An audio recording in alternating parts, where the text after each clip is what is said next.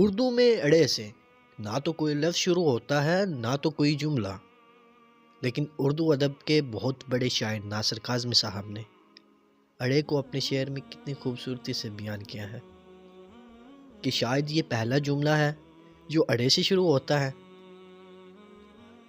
آپ کہتے ہیں ڈے وہ حرف بد نصیب ہے ناصر میری طرح، اب تک کسی بھی لفظ کے آگے نہ لگ سکا، کیا ہی اچھی بات کہی۔ اور داغ دہلوی نے لکھا ہے کہ اردو ہے جس کا نام ہم ہی جانتے ہیں داغ، سارے جہاں میں دھوم ہماری زباں کی ہے۔ اور نہیں کھیل ہے داغ یاروں سے کہہ دو کہ آتی ہے اردو زباں آتے آتے، سلیقے سے جو ہواؤں میں رس گھول سکتے ہیں۔ ابھی کچھ لوگ باقی ہیں جو اردو